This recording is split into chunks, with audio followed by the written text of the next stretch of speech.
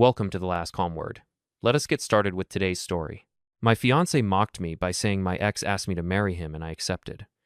I threw her out. Later, when she found out he had been cheating on her, she came begging to come back. So I gave her a lesson she will not forget. My name's Logan. I am 34, and I work as a project estimator for a mid-sized construction company in Fort Worth, Texas. My workdays usually start early and revolve around job sites and contractors calling about numbers. It is not glamorous, but it pays well, and it keeps my life structured. I tend to handle problems quickly because construction teaches you that ignoring small issues usually turns them into expensive ones. My fiancée, Adriana, 31. We had been together a little over 3 years, engaged for 8 months, and living in my house for most of the last year. We split groceries and utilities, but the house itself is mine. I bought it before we met. That detail ends up matching later. I am posting because I know people will ask whether what happened came out of nowhere. It did not exactly come out of nowhere. Adriana always had a sharp personality, but she framed it as confidence and brutal honesty. Early on, I accepted that explanation because she could also be funny, social, and very good at making people think they were the ones being overly sensitive. Over time, I started noticing a pattern. Her version of honesty usually meant saying something disrespectful and then acting annoyed if anyone reacted normally. She especially liked doing it around other people. Not enough to start a full argument, just enough to make someone uncomfortable and then deny that anything happened with me. It was usually small things. She would comment that my job sounded boring whenever someone asked what I did. She joked more than once that estimating was basically guessing with a calculator. If we were out with friends, she had a habit of correcting small details and stories I told. Even when the correction added nothing, it felt like tiny power moves. That is the best way I can describe it. Never quite enough to justify a huge confrontation, but enough that I started noticing the pattern. The other issue was her ex, Paul. According to Adriana, he was immature, irresponsible, and a waste of her time. Yet his name came up more often than you would expect for someone who supposedly meant nothing. Usually it was framed as comparison. Paul used to plan better dates. Paul had better style. Paul understood her ambitions. If I reacted, she would roll her eyes and say, mature adults can mention exes without being insecure. I tolerated that longer than I probably should have. Most of the time, she would smooth things over just enough to keep things moving forward. Then about 2 Fridays ago, we had a few friends over at my place for drinks, and Adriana said something in my kitchen that changed the direction of my life in about 5 seconds. That Friday started normally. A couple of friends came over after work. Nothing big, just drinks and takeout. Adriana liked hosting when it meant she could control the atmosphere, and my place had enough room for 6 or 7 people without anyone feeling crowded. By around 10:00, everyone was relaxed, and halfway through a second round of drinks. Conversation split into smaller groups around the living room and kitchen. I was standing at the kitchen counter talking with my friend Eric about a roofing bid I had been working on when Adriana walked in with her glass of wine. She had that look she sometimes got when she was about to say something she thought was clever.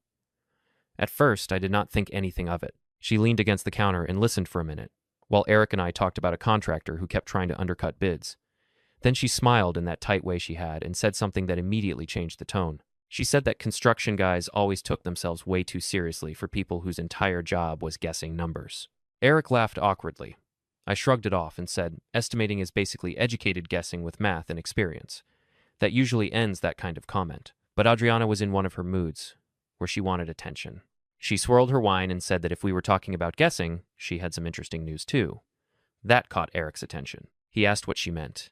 Adriana looked directly at me when she said it. She said that her ex Paul had reached out earlier that week and asked her to marry him. For a second, I thought she was setting up some kind of joke. The way she said it had that sarcastic tone she liked to use when she wanted people to lean in. Eric looked confused and asked if she meant before she met me. Adriana shook her head casually and took a sip of her wine. She said no. She meant this week. The kitchen went quiet in that weird way, where everyone is suddenly aware that something just got uncomfortable. I asked her what she was talking about. She gave this little half shrug like it was the most normal thing in the world, and said that Paul had called earlier that week, said he had made a mistake years ago, and asked if she would consider marrying him. Then she smiled again and delivered the part that actually mattered. She said that she told him yes. Not as a confession, not as a serious conversation. She said it like it was a punchline.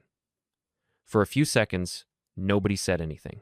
Not Eric. Not the couple sitting at the table behind us. Not me. It was one of those moments where your brain is trying to catch up with what it just heard. I asked her to repeat what she said, because I honestly thought I misunderstood. Adriana did not look nervous or embarrassed. If anything, she looked amused. She set her wine glass on the counter and set it again like she was explaining something obvious.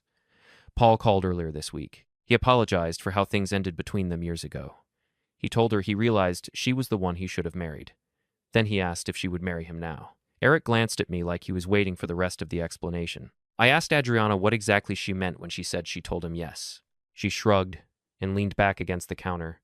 She said she accepted just like that. No build-up, no explanation, just accept it. At that point, I looked around the kitchen and realized everyone had gone quiet, trying not to listen.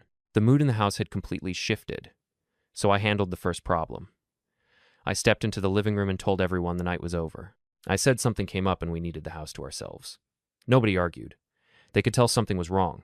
People grabbed their jackets, said quick goodbyes, and within a couple minutes, the house was empty. Eric gave me a quick look on the way out that basically said, good luck. Once the front door closed, the place went quiet. Adriana was still standing in the kitchen like nothing unusual had happened. She actually looked slightly annoyed that the evening had ended early. That was when I gave her the second piece of information. I told her to go upstairs and start packing her things. She frowned like she thought she heard me wrong. I repeated it calmly. I said if she had accepted a proposal from another man, even as a joke, she was not going to keep living in my house, so she could start packing tonight. For the first time that evening, the smug expression on her face disappeared. For a second, Adriana just stared at me like she was trying to decide whether I was serious. Then she laughed. Not a nervous laugh, the kind of laugh someone gives when they think the other person is being dramatic. She said I was overreacting and that I needed to calm down. According to her, it was obviously a joke, and I was embarrassing myself by taking it seriously. I did not raise my voice. I did not argue with her. I had already reached the point where the situation was clear enough. So I repeated the same sentence. I told her to pack her things. She crossed her arms and asked if I was really throwing away a 3-year relationship over a comment. I told her I was ending the relationship because my fiancée had casually told another man she would marry him and then announced it in my kitchen like it was entertainment. Those were her choices, not mine. Adriana tried to pivot immediately. She said I was twisting the situation. She said she never actually planned to marry Paul, and that anyone with common sense would understand that. She kept repeating that it was a joke, and that I was proving her point about me being too serious. At that point, there was nothing left to debate. I told her again that the house was mine and that she needed to pack her things tonight. She stood there for another moment, waiting for me to back down. I did not. For the first time that evening, the confidence drained out of her expression. She realized I was not negotiating, and I was not going to argue back and forth for hours. She went upstairs without another word. About 40 minutes later, I heard the bedroom closet sliding open and drawers moving around. A while after that, she came back downstairs with 2 bags in her purse. She still looked irritated, but the attitude was different now. The smug tone was gone. She said she was leaving and that I would regret acting like this. Once I calmed down, I told her I was already calm. She stood there for a second like she expected me to stop her at the door or soften the situation. I did not. So she grabbed her bags, walked out of the house, and drove away. Just like that, the engagement was over. I locked the door behind her, turned off the kitchen lights, and went to bed earlier than usual. What I did not realize at the time was that the situation with Paul was about to fall apart for her in a way she definitely did not expect. And when that happened, she came back. For about 2 weeks after Adriana left, I heard nothing from her. No calls, no texts, no late-night messages trying to restart the argument. Honestly, I expected at least something dramatic because that was usually how she handled conflict. But the silence was complete. During that time, I handled the practical stuff. I boxed up the rest of her things that were still in the house and stacked them neatly in the garage. Mostly clothes, a few kitchen items she bought, and some decorations she insisted on when she moved in. Nothing complicated, no shared accounts, no lease issues. One of the advantages of the house being mine was that the logistics stayed simple. Emotionally, I moved on faster than I expected. Once the house was quiet again, it actually felt peaceful. My routine went back to normal. Early mornings, work sites, paperwork, gym after work, no sarcastic comments about my job, no constant comparisons to Paul, no little digs in front of friends. A couple of mutual friends reached out asking what happened. I gave them the short version. Adriana told another man she would marry him, and then thought it was funny to announce it in my kitchen. Most people understood pretty quickly why that ended things. Then on a Tuesday evening, right when I got home from work, my phone lit up with her name, Adriana. First message in over 2 weeks. The text was surprisingly simple. She asked if we could talk, not argue, not accuse me of overreacting. Just talk. I stared at the message for a minute before replying. I told her there was nothing left to discuss. About 30 seconds later, another message came through. This one was longer. She said things had not worked out with Paul. That sentence alone told me everything I needed to know about what had happened over the last 2 weeks. But she kept going. She said she had made a mistake. She said she missed what we had and wanted to fix things. Then she asked if she could come by and talk in person. Apparently, Paul had not turned out to be the better option she thought he was. I did not answer her right away. Instead, I put my phone down on the kitchen counter and finished unpacking my work bag. One thing construction has taught me is that when someone suddenly changes their position, there is always a reason. Usually, it is not the reason they say out loud. About 5 minutes later, another message came through. Adriana said she knew things ended badly, but she hoped we could at least have a conversation. She said she owed me an explanation. That wording stood out to me, not an apology. First, an explanation. So I asked one direct question. I texted her and asked what happened with Paul. Her reply came almost immediately. She said things were not what they seemed, and that Paul had not been honest with her about his situation. That sentence alone told me most of the story already, but Adriana kept typing. She said after she left my house, she started talking to him seriously. According to her, he told her he had changed and that he was ready to settle down.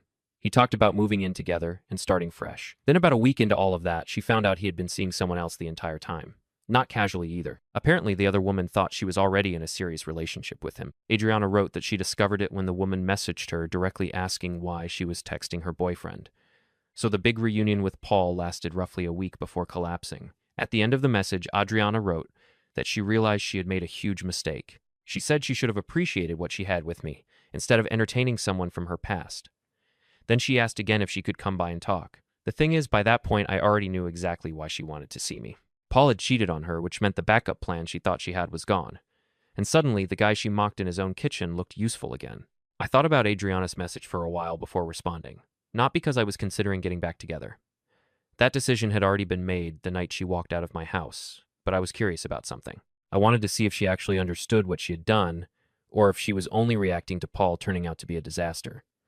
So instead of texting back a long explanation, I called her. She answered almost immediately, like she had been staring at her phone waiting for it to ring. Her voice sounded different from the last time we spoke. Less confident, more careful. She started talking right away.